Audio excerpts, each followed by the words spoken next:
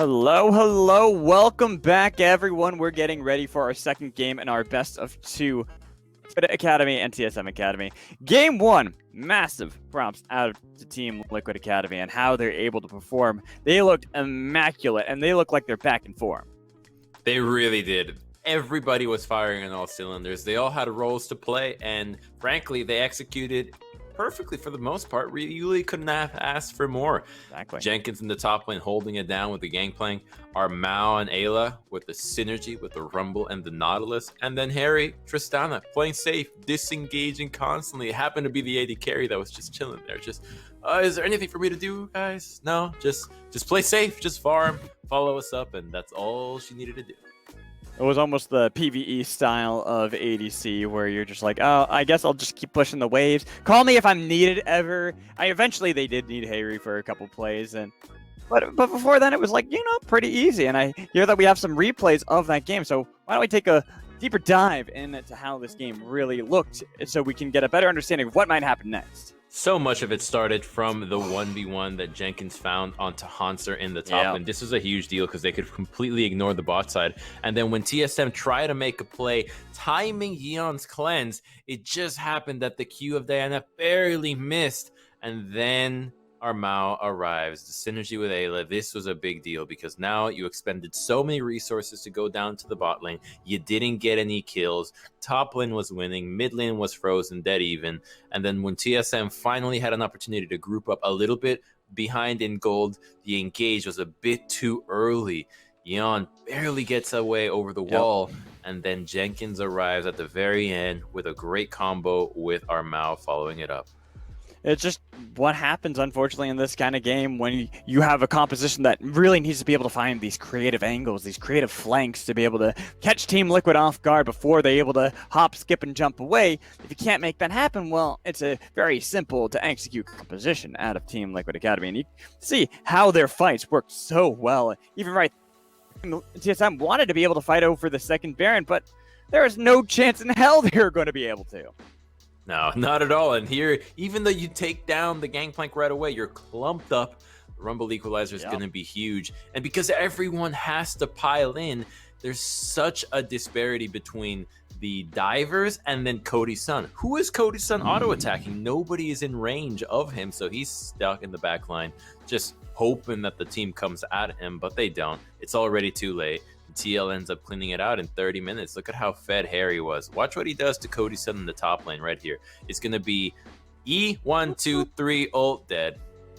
Wow, just absolutely annihilates poor Cody's son. And that's kind of what we were talking about with this Xayah pick, where it's like, oh, Cody's son, you're on an island. You got to be by yourself. Well, if you're ever by yourself against someone who's fed like Harry was, well, you're going to get popped immediately. So when we look at draft going into game 2 of this best of 2, I wonder what TSM are going to change. I'd imagine it's going to be a swap of sides, but I almost wonder if maybe we'll see them leave a couple of those picks that they had taken away before open. I mean, if they're blue side, they don't have to worry about banning Gwen, but I wonder if they're just going to leave Udyr up and try to grab that immediately. Ooh, that is a dangerous game on blue side because now you could imagine that there are 3 power picks. You've got the Viego and the Gwen that are very strong, the Udyr, the leftover, the remnants of the last patch. And so you ban one, well, or you take one, now you're giving 2 to the red side, right? Yeah. I think that if Gwen and Viego are available, a team would not hesitate to take them. Just take them both, figure it out. The champions can be that strong. You pair them up with easy engage like the Nautilus that we saw, maybe some AD carry that could help set you up as well. The Sivir that we saw ban, help him with the speed boost, and suddenly you actually have something to work around and you just figure it out. You figure it out with those new picks. They're that good. Well, I almost wonder if the Viego, no matter what, is going to be banned by Team Liquid, regardless what side, since they did ban it on blue side themselves. So I wonder if it more would just be an even trade, a 1-for-1, Gwen for Udyr kind of deal. Wanted to. It's always so difficult when you swap sides like this, especially when you have powerful picks that are like red side must bans. We already kind of talked about how it would be a red side must ban. Every single team is probably going to have to ban that if they're not willing to grab that immediately, but it's such a difficult equation to put yourself into. It's a must ban, but I want to see teams challenge that. So I always find that when it falls into the line of thinking where, oh, this champion is a must ban and it's brand new, let's see if it is though. Because if you're on red side and you know you're gonna guarantee ban the Gwen, then you can just wait until the very last ban to play that card if you suspect that the enemy team doesn't play it.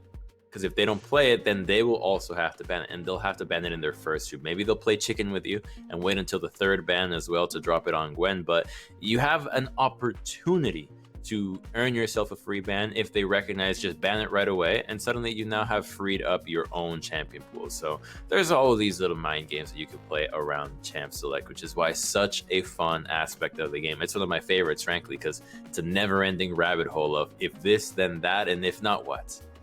Well, and I always love it when you have a new patch like how we're on 11.11. It's the first time we get to see it too. There hasn't been meta just yet. Well, we know certain things that we're expecting to come through. You know, we're expecting Gwen, we're expecting Viego to be banned. That can all change based off how players want to be able to play this. Everyone was talking about how Morgana Rumble was going to be the must plays at MSI. Well, it ended up being, sure, Morgana, but Udyr came back into that equation, being like, no, I'm still here. Don't forget about me. Run's done, job done. And that's why when we look at this, I always do like this, especially when it's flex picks. Those are my favorite times of draft, when you have so many flex picks that are meta. The Rumble is the strongest one. I think the Rumble is the best of the flex picks because the Morgana isn't as offensively oriented as the Rumble can be. Lee Sin can be that one as well, but then your jungler, is your jungler actually playing Lee Sin that well? Is he versatile enough? Are you splitting scrim time between the picks? That's a big problem as well, right? Only one player in your team can practice the pick at a time. As we jump into Champions Select 4, Game 2 of the Special 2, Lulu is actually the first ban coming in from TSM Academy with Udyr from Team Liquid. So we might Udyr Gwen coming in from Team Liquid, which frees up TSM to ban a lot of the other things that they feel might be a little bit more impactful, such as that Tahm Kench. Yeah, I am surprised by this Tahm Kench ban.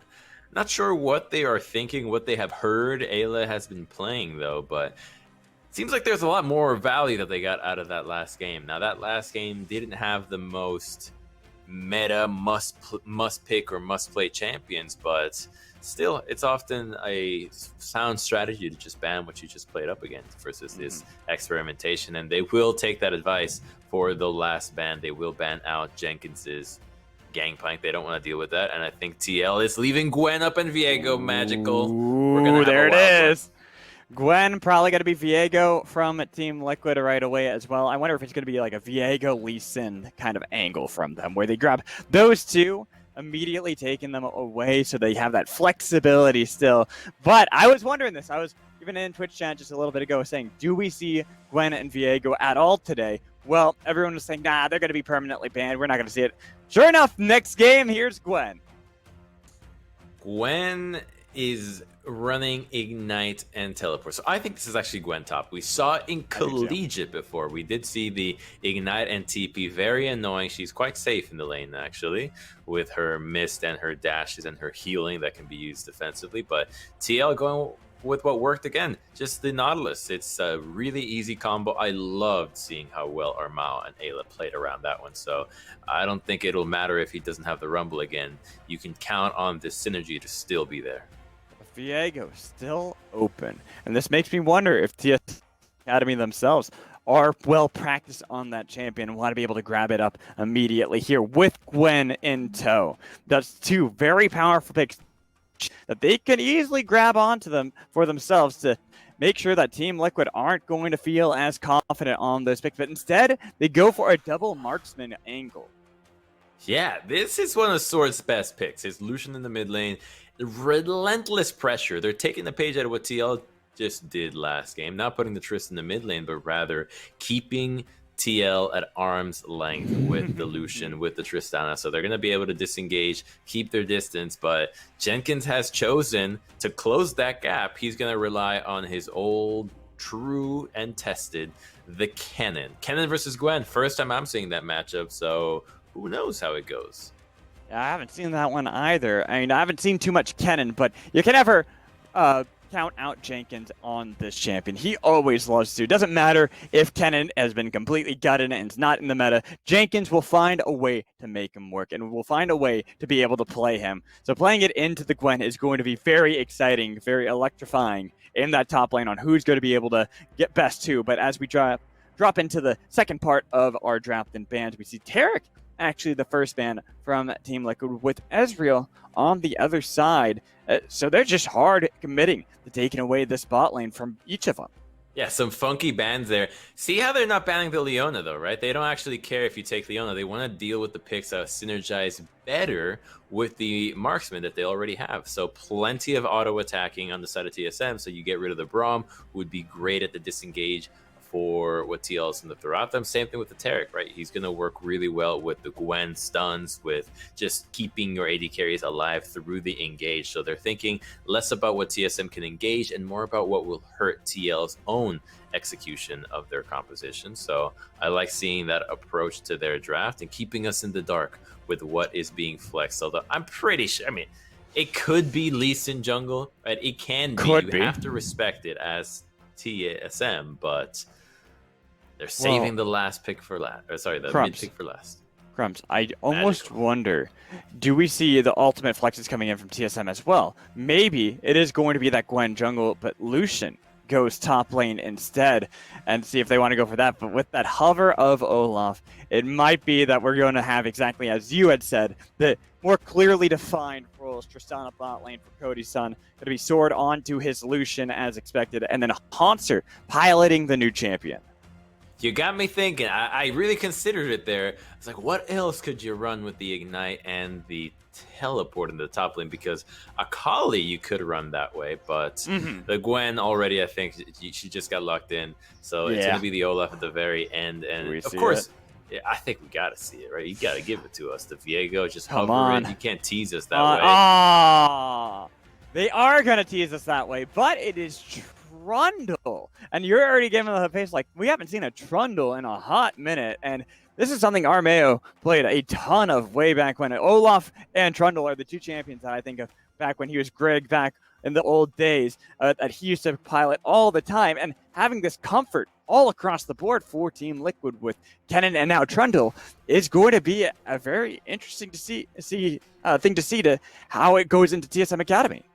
Yeah, I really want to see what happens with this Trundle because he did get buffed. I believe it was his pillar on 11-10 that actually received some little extra slow. So there could be a world here where this Trundle really works out. It's good against Olaf. Now, it's good in fighting him because you steal his stats, make him paper. I mean, he really just cannot stand up to Trundle in these 1v1s for the most part. But he doesn't farm nearly as fast. That's the problem. Yeah. You are way slower farming. So Olaf can outpace the Trundle if he plays a more farm style and less about ganking. But there's value here dealing with the Olaf and the pillars keeping AD carries at bay. No one hates being kept out of a fight more than the marksman who has to use their dash offensively past the pillar.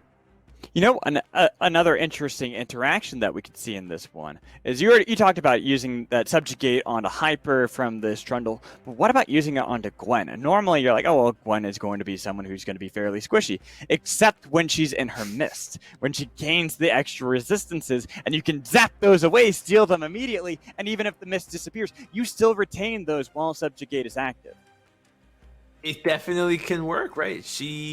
You would think she would be squishy, right? You really would, but the reality is that she is quite strong. So there is a chance that you get a lot of damage out of that one. And the resistances that you're actually getting from that ability go up to, like, it really rests in the 30s, in the 40s. So you get quite a lot of value out of that one.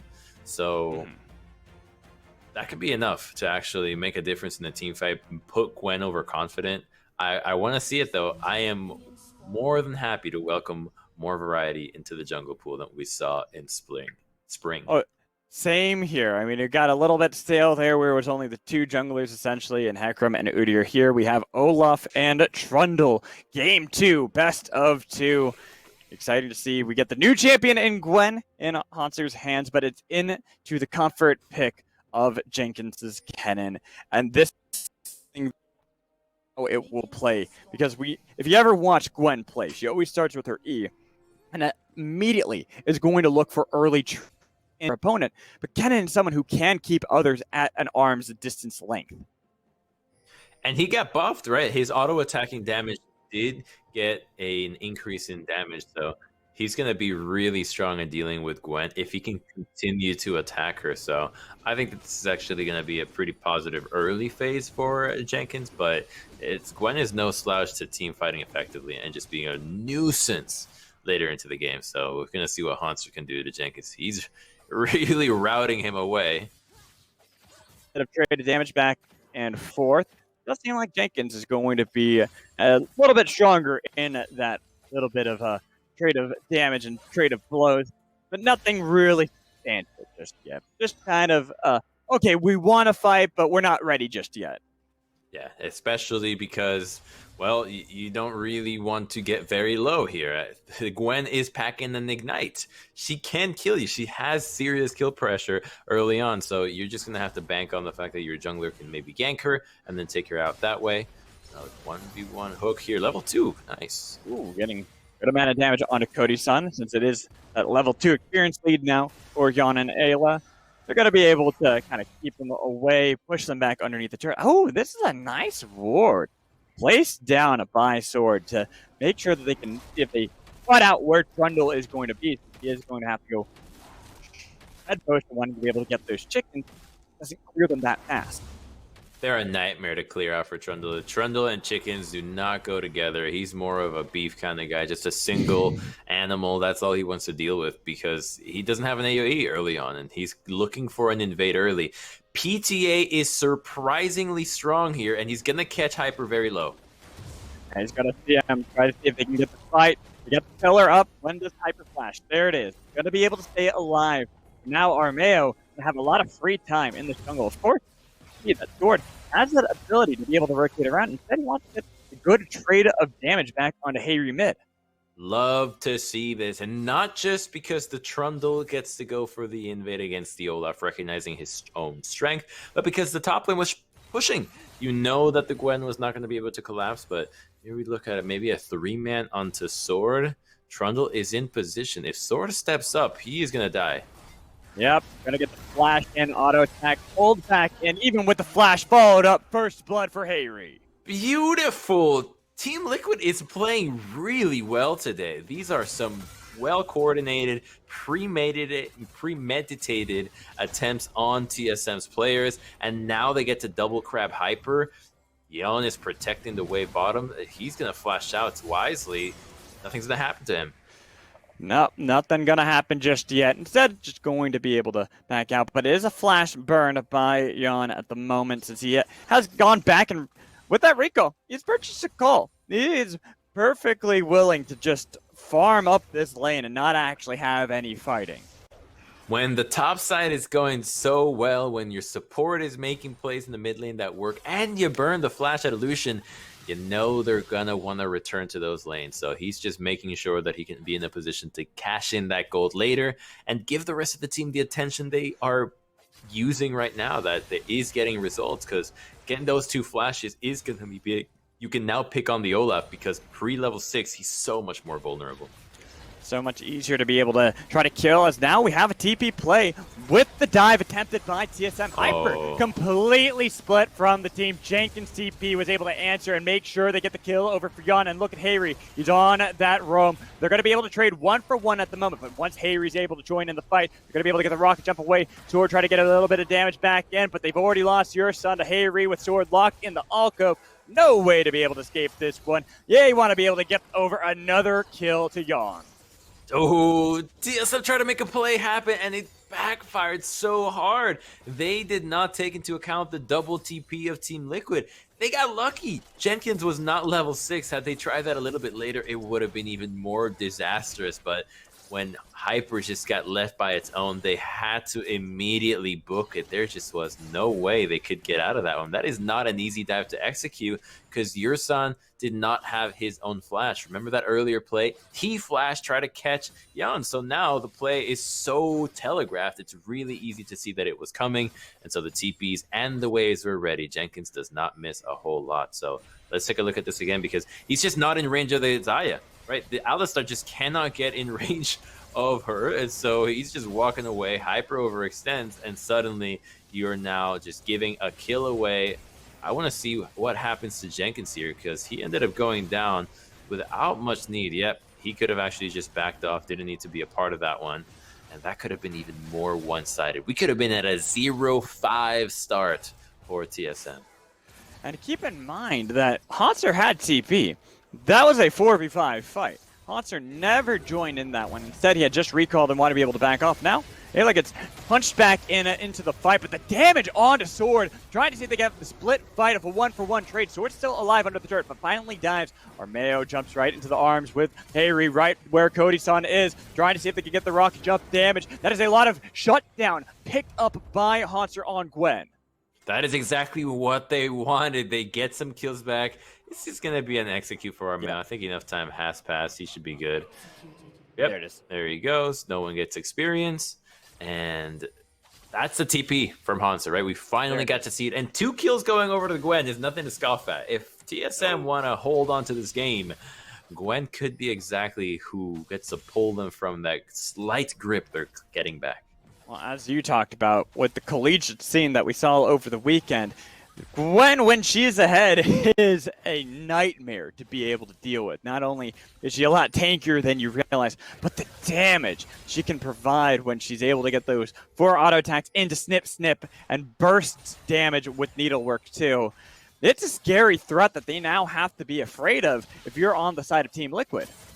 The sustain too, right? You have to burst her down quickly, or else she can just stay in the fight endlessly. Doesn't really have mana issues, and on top of what makes her good is the fact that the Rift Maker had gotten buffed. It's now a little bit stronger and ramping up to that damage point that's dealing true damage, so it makes all these picks a little bit better in that they can just start tanking your damage, and suddenly when they turn back on you, they're already fully ramped up.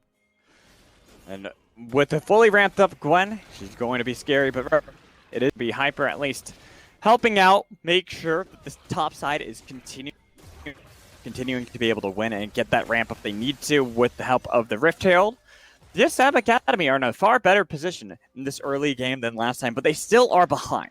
About 1,300 gold to Team Liquid after that botched dive in the bot lane. They still are working on trying to see if they can scrap back and be able to contend against Team Liquid, and this is where we have to wonder, where are they going to be able to do so to be able to get that gold necessary? I think it starts with the Rift Herald, and you can probably just give it over to Jenkins. His wave clear isn't that good. At least Sin's wave clear is a little bit better than Kennan's right now, so if you can just get Gwen ahead, just count on her. Hanser is with the most gold on the squad, so if there's somebody to bring this game back, it would be the Gwen. There's a lot of melee champions that will want to dive into it, and if you try to make a play to the bot side, you're just going up against the strength of TL right now. It's 2 kills on the Xayah, 2 on Harry as well, so just play to where you're strong. That way, if TL sends resources there to try to counter it, well, the odds are in your favor. You've got more gold in your pocket. More gold in the pocket's always going to be nice, especially for Hanser. But I'm also a little worried here. We look mid lane, see Sword, and he's still a bit behind Harry at the moment, but also 1 and 3 on this Lucian. And Lucian is a champion that, you know, he can scale pretty well into the late game, especially with the change of items, but he does want to have at least some gold. The further behind he is, especially against Lee Sin, just means that he's more likely contendant to be bursted down by Harry at any moment. Lucian is not the easiest champion to play, especially when you have to constantly assess whether the Lee Sin is looking to kick you into the team or not. So I don't blame the difficulties that he's had. It's that first gank that was really dangerous for him because he burned Flash, and it made it so much easier for Harry to play aggressive and for Sword to have to respect the distance because he hit level 6 right after that. But here's going to be TSM looking to take advantage of the missing bot lane with their own Rift Herald flashing onto Xayah. Oh, they're going to be able to get the Feather Storm. Look for the stun as well. You're on barely alive. Ragnarok was popped, but not going to be able to get the chase down they need to. Instead, it's going to be Ayla, at least for now. 2v3, scaring away TSM Academy, and here come the cavalry. They've got the lockdown. No Ragnarok this time from Hyper. Flash might be available, but he's still dead meat. Oh, another attempt onto the Xayah, but now she had Flash, heal, and the ultimate. There's just not an easy way to pull this one off. Looks like the action's not over, though. Doesn't look like it's over just yet. Trying to see if they can flash in onto Yurson. They've got the heal that does nothing to save the life of your cow. And with the pillar put up, Cody-san will at least scare away Armeo, but they've lost the support. And they lost that window, that great timing to use that Rift Herald as well. Now they're going to have to build that up again. Looks like if he paths from bot to top, which is the rotation of camps he's got right now, he needs to crash that wave with Hanser in order to maximize the value of that one. It's easy to see a world where the Rift Herald doesn't get the value that it really ought to. So I think that he's going straight back to bottom right now with the pings that TSM is popping out, that they just want to use it right now, get the goal that they want, and then worry about the next Rift Herald later. Yeah, well, thankfully for them, Hanser is able to at least get a play top lane, just getting a little bit of alone time in that top against Jenkins. The Rift Herald should, will be able to take the turret in the bot lane. It's going to get close, just barely out of range to fully be able to get them that first turret gold. They could defend this with their life. The Xayah and the Nautilus are here, but no. I think they bail. Look at Sword. He's on that rotation, looking to see if they can make the play. They're going to be slightly alive for now. They're still kiting back with the TP behind. The damage onto Hyper, and again, this is going awry in the bot lane. This time, Slicing Maelstrom going to be able to get the stun onto Cody-san. Turn it around onto Yurson and Sword, trying to stay alive. Look at the damage coming in from Sword, but he's not enough. Jenkins still alive. Piercing Light to be able to pick up a kill, but he dies as well. It's going to be a 1-for-4 favoring. Oh, Team Liquid just routed them in the bot lane. The poor Olaf, he's so squishy. He's getting cut down by the Xayah as he keeps running into her. The resistances are all gone. The Trundle isn't even there to kill him. He's just dying to the AD carry 1v1 practically. And another overforce. I mean, yes, they had some resources, but once again, the mistiming of Jenkins' teleport. The cannon is going to be so much more impactful than the Lucian, and by the time they hard commit to this, a great Nautilus ultimate keeps them right there in place so that Jenkins can arrive and just bodies the rest of the team. Yeah, you only stun 2 people, but you keep Sword in distance, which he quickly recognizes. I gotta stay in here and try to turn something down because Lee Sin is coming. There's no way out except getting some gold into my pocket. Death is guaranteed. And with this now, sure, the gold is still relatively even, but that is a lot of momentum picked up by Team Liquid, and you can see Yurson again trying to see if they can get something. With the double TP and from TSM, they aren't able to actually get anything off of it except scaring away Team Liquid. That felt like a half-assed attempt. Jenkins, out of all people to catch, he's got his ultimate available to defend. He's got the Proto-Bill. Yeah, he doesn't have Flash, but his Lightning Surge is really useful at escaping. And by the time that Yurson committed to the combo, no one was even close to following that one up. So they just lost both teleports. Yeah, you got one of Harry's, but remember that TP was the move that Hanser used last time to claw their way back into this game. Looking for our mail. Does have Flash, though. That's a lot of damage coming in from Hanser. With the needlework, not going to be enough to be able to pick up the kill on Trundle. He is going to be able to live, while Hanser still is getting chased down by Jenkins. These attempts coming in from TSM are valiant, and it's keeping them at least within arm's reach of gold against Team Liquid. But they got to keep this pressure up. It feels like if they relent at any time, with how much momentum was picked up from those kills out of Team Liquid, it's going to be really devastating once they start losing structures, especially if they lose Hanser in this 1v1 fight against Jenkins. Keeping that pressure up. Might be able to throw out another shuriken with the help of the Rocket Bell, and he will scare away Gwen for now, while Team Liquid, they continue to see if they can put pressure back onto TSM around this Rift Herald, forcing them off once more. Jenkins, he's taken down by Hyper, but it's a trade. Jungler for top lane and Rift Herald. Team Liquid again come out on top. I think I'll take that trade. That Rift Herald into the mid lane right now could at least get you a tier 1, maybe even a tier 2, depending on how TL plays this, because Ayla does have his own ultimate. Instead, it looks like they're just going to get one and then rotate back to the bot side with the Lee Sin, maybe take some jungle camps, but this extra map pressure will make it that much easier for Team Liquid to see where Yursan is going. They'll just at least get a crash, though, which is pretty valuable. These turrets are not regenerating, so that one will stick. Oh, man, this is a lot picked up by Team Liquid. It feels like every single fight, every single time, TSM have tried to be proactive in this game. It always keeps coming back to bite them in the butt. It's just not really working out so well for them in these plays. And you can see with what we were talking about just a moment before that these turrets were standing all for TSM. That's why the gold was so relatively even. And once these turrets start to fall, that is where Team Liquid will be able to pick up a lot, even though Hanser tries here to be able to get this 1v1 kill, trying to see if he can get retribution from last game against Jenkins. It's just not enough. And good dash there with the Hex Deck Proto Belt, Rocket Belt out of Jenkins to dodge out of that last little bit of needles, because that could have actually been enough to force out his ultimate, but instead it'll just keep him around doing the Krugs.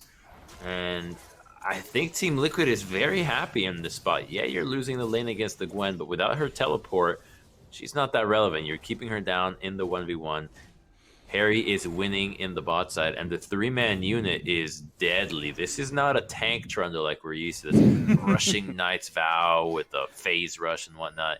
He is tank. He is ready to hunt. He's got a Divine Thunder, which recently got buffed, mind you, so it's a lot more damage than you'd expect.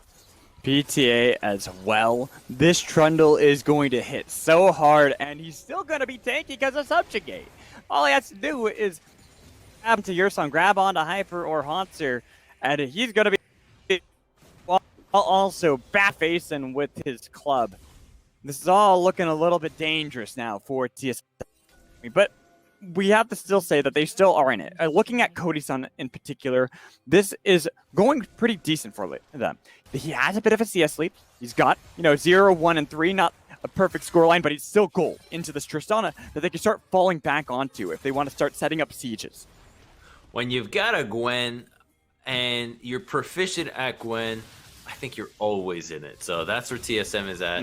This pick can keep him in there, but they're trying to turn onto her. Jenkins is in trouble. Oh, Jenkins had to flash away. Going to be the knockup, but it's on to Armeo, still alive. The damage coming in from Cody-san is huge, but now it's going to be the re-engage. Team Liquid flashing in to lock down Cody-san. Alive with the heal helping out. Drag back in. They've got the kill on to Hanser. They're going to be able to easily take down Yursan as well, but Cody-san can't kite forever. He's jumped back on top, and look at this. It's Hayri right on him. It's an ace coming in from Team Liquid Academy. It's a disaster. It's over. 5 people for 0. Yursan tried to be the hero to keep Lee Sin out of the squad, but he just punted him into the carries. So he had the perfect angle to keep going and just kick them back. Oh, that's not what you want to see as your AD carry. You think you've made it. Then the Alistar just knocks the lead into your squad. They're gonna get the dragon. They're lucky this is too early for Baron. Otherwise, they would have taken it. They did not hesitate last time around. So I like that Ayla. It's like they're not gonna turn on me. Yeon just instantly turns onto Hanser because he doesn't have mana, and then watch this punt. Bam! Thank you very much. Oh, it's so tragic. It's one of those plays where you think that you're helping out, but all you did was give him a free knockback. You made it so that Hayri could easily get the kill on Cody-san. I was just... Oh, Cody-san is important for the team. He's someone who scales up while Gwen, we've been really on the Gwen hype train in this game. Cody-san still on Tristana is going to be a threat if she's allowed to get the damage off. We saw in that fight where she had to keep kiting back and couldn't actually get the DPS necessary to help turn it around. She can be a threat, but there are much scarier fish in these oceans, with the Yeon being 7-0 already. This Xayah is just insanely fed. Jenkins is in some trouble, though. Seems like he's got to be able to get out of there at least with that lightning surge. So he is safe for now. I feel like that is going to be silver lining for TSM at the moment is the fact that they can rely on Haunter and his split push ability into Jenkins. You can see the damage coming in, even with the slicing maelstrom. The needlework helps out. He's golden for now, looking for one more snip, solo kill out of Haunter. Hayri hoping to be able to turn it around, but look at the heal coming in. Oh, finally, how full Hayri is. It's kind of close, I'm starting to see the logic behind the Jenkins pick on the cannon. You're not going to win the 1v1s. I mean, maybe the gold was a little bit more even, but no matter what, you're always going to be able to run away from her and be very relevant in team fights. So it's playing for the team and making sure that you don't run it down in the lane. So I can respect the pick. It's kind of working out, except for that one moment here. But other than that, we're seeing how strong it is in the fights themselves. And if a pillar stops this Lucian, he is dead. Oh, Sword, he tried. TP now being used to be able to escape. Will be able to get him out alive, but that's a TP now burned out of Lucian. So they're immediately onto the Baron. Yeah, I mean, that's a trade that you kind of wonder, well, death or Baron, and one of them indicates the impending death of the team, as now Hyper does have flash though, so he might be looking flash. for Has a blast cone as well, but they turn on Haunter instead, wanting to take down Gwen. You're on 8-0 now. Maybe going to be a bit more trying to flash away, but they have so much damage. Cody-san cannot help the support. It is Hayri now dominating from that mid lane. 2 dead on the side of TSM Academy, and we know what's up. It's a Baron. TP or die, you're doomed either way on the side of Sword. Getting caught out so far away with the rest of the team not being there was the instant cue for TL to go for this Baron. They're gonna find the Olaf. Okay, there he is. Gonna look for the trade, of course. Hayri, look at the damage onto Hyper. He feels tanky, but he's really not. And now that he's been forced away since Jenkins got a solo kill onto Sword on the other side, that is going to be the Baron easily picked up by TSM at Team Liquid Academy against TSM Academy with Hyper running away, not yet killed off by Hayri. Looking for the Sonic Wave, does not connect, but it doesn't matter. Team Liquid Academy have exactly what they came for. Yeah, they got the Baron, and they even got some kills for it. They got so much out of that one. This gold lead is starting to get out of control. Normally, you'd say, oh, 9,000 gold. Maybe you could come back from that. Yeah, I don't know about that one, considering you're going to have to fight real soon, or else you're giving up the Infernal. So it's a minute 25 until that objective comes around, and it's triple items for 2 of the most fed members on TL. They are just incredibly fed right now, and there's no answer to them. No one can even come close. The Gwen is strong, but she can't get in range of Xayah or Harry. She just gets punted out or has to go through the menacing amount of CC that is between Nautilus and Jenkins.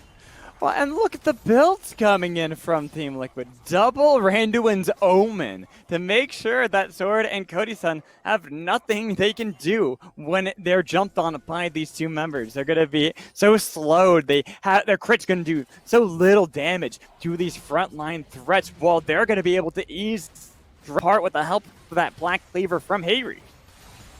It's not going to be easy to play these marksmen. We see Kraken Slayer as the way to deal with these tanks, but it really isn't until you get Lord Dominic's that you can actually start to burn through them. But even then, it takes so long, and your son is getting caught out, pillared away. He is dead. He's trying to survive, even with the punt back in, looking for the kick onto Sword. Followed up by so much use to be able to survive. At least they're going to be able to kill and shut down onto Hayri, but now they're pulled back, looking to see if Haunter can stay in the middle of everyone with them, help with a miss, but not enough damage. Snip, Yawn finally taken down by Cody-san in the flash. Going to be able to get Isla to go golden. All this time, Jenkins hasn't been fight. Just a 4v5 fight. The TSM Academy are barely coming out ahead, but now that Jenkins has shown up, he's going to be able to wake Hyper from the wrong side of the map. Their base is the other way. Cody-san wants to be able to limp away from Jenkins while Hyper getting chased down by Armeo and Ayla, looking for the Hex Slash over the wall, jumps right on top of him with the Ignite as well, roots him in place, might be able to get the supportal combat, but he's shut down instead, while Cody-san on the complete opposite side of the map. Eventually, you'd imagine he'd die. Okay, they're gonna catch him. Will he hit the Q? Oh, there it is. Got him. Great accuracy, but now Trundle's by himself, and the Olaf is regenerating with the red buff. They can't just start this dragon and hope to take it. They're going to have to wait some time. That was TL with their biggest overstep of the entire series. 4v5 against TSM, paying dearly for it. Tristana was left untouched. Yeah, and the thing about that fight is it still was relatively even for both sides, with Team Liquid still in a position to be able to get themselves this Infernal Soul. They want to make sure they can end this game a lot sooner than last time, but they have to be more cautious. They have to wait since Armeo was a bit too low and they didn't have Ayla there just yet. Yeah, and now they're waiting for Ayla. They didn't just start it, but Jenkins looking for the flank on the side. No flashes available, except for Jenkins, though. He's going to be the scary one. They got the soul, and now with the soul, Jenkins in the middle of everyone, looking to see if they can get the flashes popped from TSM Academy to be able to survive. But with an Infernal Soul, this is a huge spike for Team Liquid. They don't need to chase it. They're so happy with that giant win. It's like, all right, well, the Kennen did get punted out by your son, but at least you got the Infernal Soul. That's what you came here for. There's no need to overextend for it. They've already known what can happen if they keep chasing. These AD carries can bite you if you give them enough time to keep poking away at you. So they have respected TSM now at the very least, but they're still in the driver's seat of this game. At least for now, holding on with the 9,000 gold lead. They want to be able to try to see if they can crack some of these turrets, especially the inhibitor ones, but I wonder if it's just going to be a reset for now. Waiting it out until that Baron spawns back up in 1:40, so that way it's a lot easier to be able to bulldoze right into the base of TSM.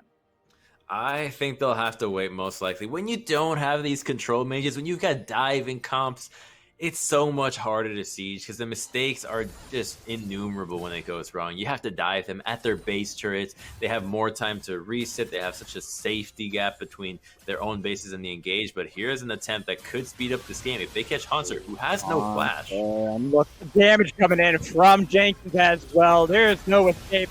Keep my sword. You're just dead now, my dude. Unfortunate kill.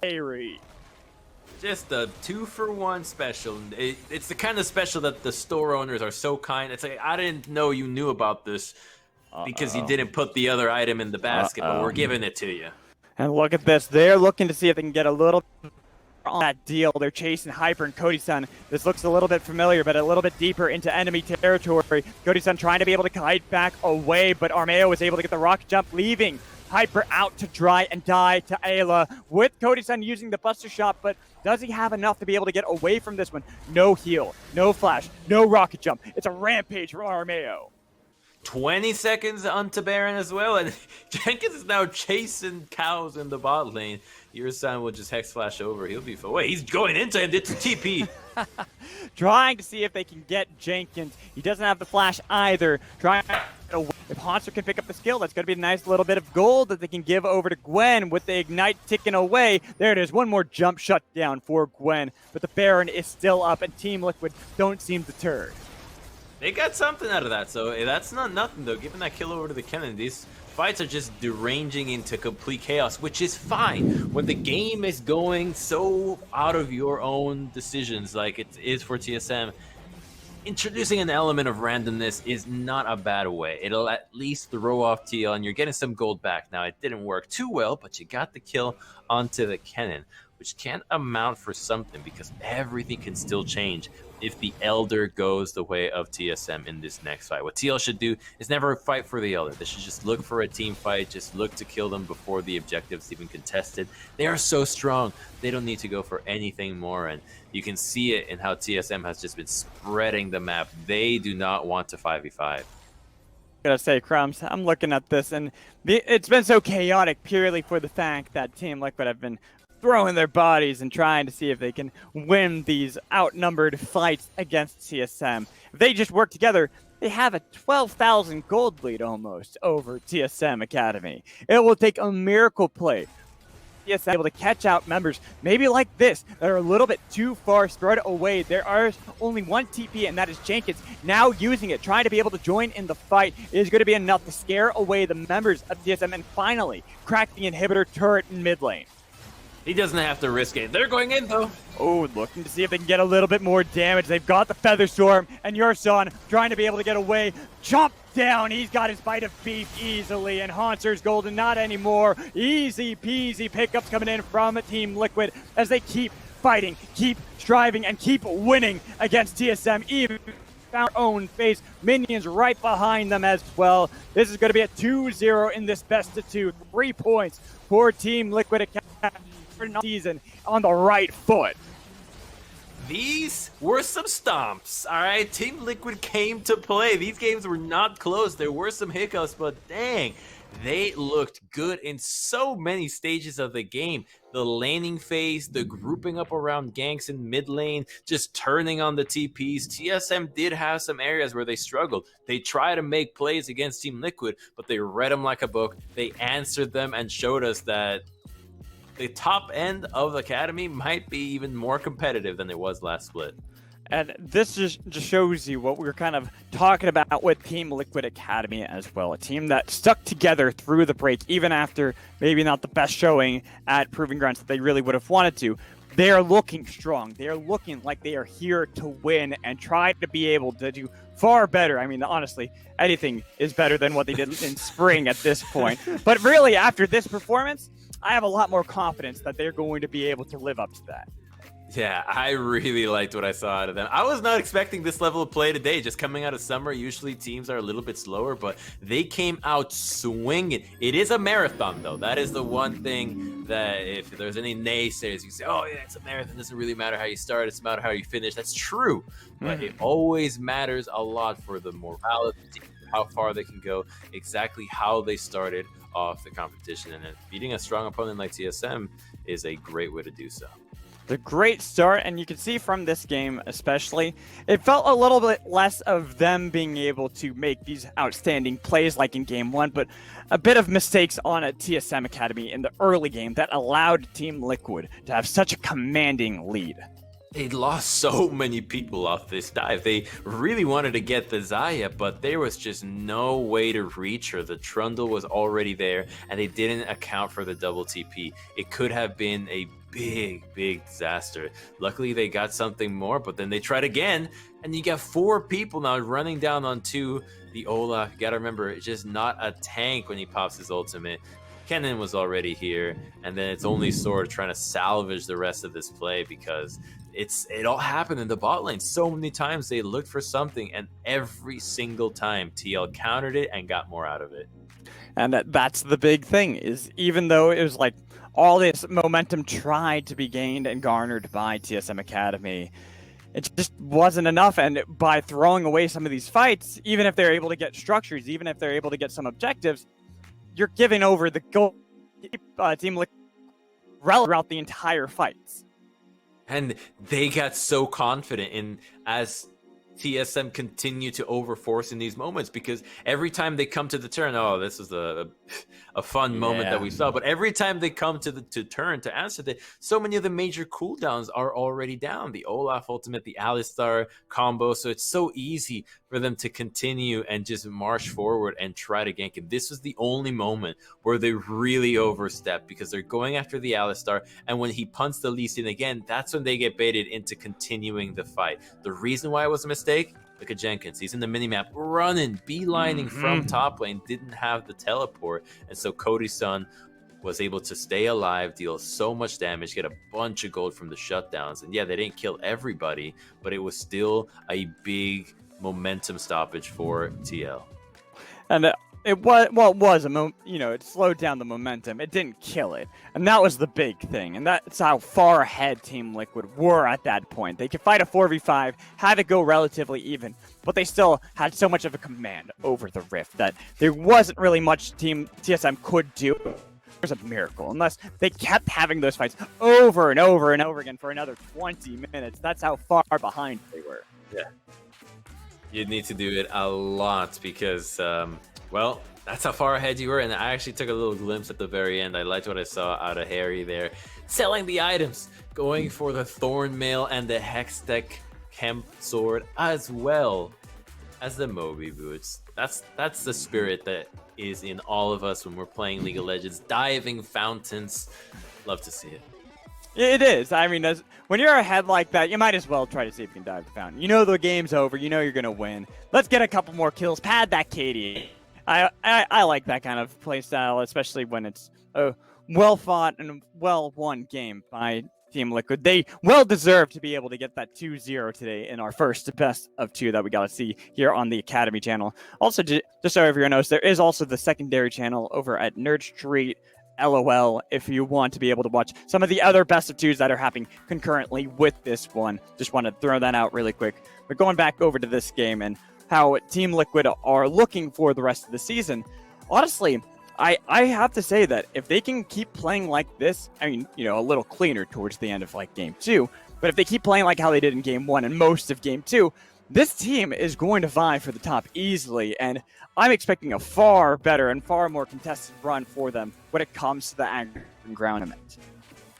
Mark my words right now, right? This weekend, we're going to see levels of play in the LCS that are lower than what we saw from TL today. They look that good, right? You know that the top of amateur is supposed to be as good, or if not better than the top, or that the bottom of Academy. Well, the same thing is for Academy, right? The top of Academy is supposed to be better than or equal than the bottom of the LCS. So this was a very promising showing from this squad that had a disappointing end of the season and really took it to heart. I marked those words down. I have them my notebook. Forget them. And we'll see. I mean, you know, it would be a great showing, right? If that's the case, because we already kind of talked about that too, where it's like Amateur and Academy have been looking a lot closer, and we're hoping that LCS is going to be a lot closer as well. But I hear we actually have an interview with Jenkins. It is going to be our first Verizon post-match interview of the summer split. So let's bring in Jenkins. Jenkins, congratulations on that victory. You don't hear anything? Yeah, no, I hear. It's fine. Oh, he can hear us? Perfect. I just want to make sure. I heard he said he couldn't hear us. So I want to make sure we got that. Jenkins, congratulations on the 2-0 victory. And I got to say, you looked outstanding in that series. The Gangplank play in game 1. I mean, we know it's one of your favorite picks, but into Lee Sin, I'm a bit surprised. How does that matchup work in your mind? In my mind, I mean, it kind of depends on how Lee Sin plays. I could either play with like Lee Sin trying to like coin flip level 1, or he can just try to play the safe way. I think Hauser chose the safe way of playing the lane, which was fine. He just got a little greedy on one of his bases and ended up punishing that. He was a little greedy, and yeah, it's props to you. Yeah, so how did your team handle the offseason? Because I know there was you guys didn't get to play that much before Proving Grounds, and then Proving Grounds was disappointing, and then now you showed up totally different. I mean, what happened? Was triple scrim blocks? What went down between the end of Proving Grounds to now? Well, for me, I like played a lot of the in-houses with core. I think everyone on the team was really sad when we lost, but we wanted to change things up for summer, even though we had the same roster. So everyone was working pretty hard in scrims, like trying new things in solo queue and in scrims. And yeah, I think we just came a lot more prepared in terms of practice for this season or split. Yeah, and it really did seem like you guys had been able to get a lot of that practice in, and I want to actually kind of dive into that because your team kind of stuck together through the break and now are looking in top form. And so I want to ask you about how you guys foresee this split working out for you guys. Do you expect to be top, maybe even be able to take down the likes of Cloud9 Academy? Yeah, I think it's possible. I think practice has been going pretty decent so far. I think we have a good idea of what the meta should be. I think there's a few picks that we have that other teams aren't playing. Can't leak yet, but yeah, I think there will be some interesting drafts in the future. All right. I mean, I got a question about that then. Where do you see Gwen and Viego standing? Because you left it up, right? You had an answer to the Gwen. You don't got to give me your secrets, but what is where do Gwen and Viego fit into the meta as you see it? Well, Gwen is pretty interesting because she's one of the stronger champs that beats most melees in lane. So I don't think she's completely blindable, but I think she's on like the stronger side. She like hard wins like level 1, but like takes a little time to scale up. So if you're like good at the champion and you get a good matchup, I think it's fine. But I don't think it's like as good as people make it out to be right now. I think Viego is hard to see because there's a lot of bugs with him right now. So I actually don't know if he's good or not. I've just seen every time I see him play, there's just like some weird bug happening in the game. So I don't really have like a solid grasp on him yet in terms of the meta. I feel like I feel like he's a bit like old Mordekaiser with a million Yeah. bugs that are just not always going to be figured out. But Jenkins, we appreciate you joining us for this Verizon post-game interview. Congratulations on that 2-0 victory and starting off the season strong. We're looking forward to seeing how you're going to be able to perform throughout the rest of the season. Thank you. Thank you.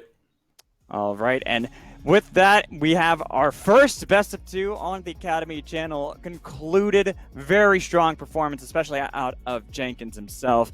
Crumbs for the next series, so giving a little bit of a teaser, a little bit of a flavor for what we have to come. I believe it is going to be Golden Guardians Academy against Cloud9 Academy. The runners-up in Cloud9 Academy and the Proving Grounds, the team that finished #1 in the spring split, going up against Golden Guardians Academy, a team that has been practicing and really getting themselves fully invested into the amateur scene.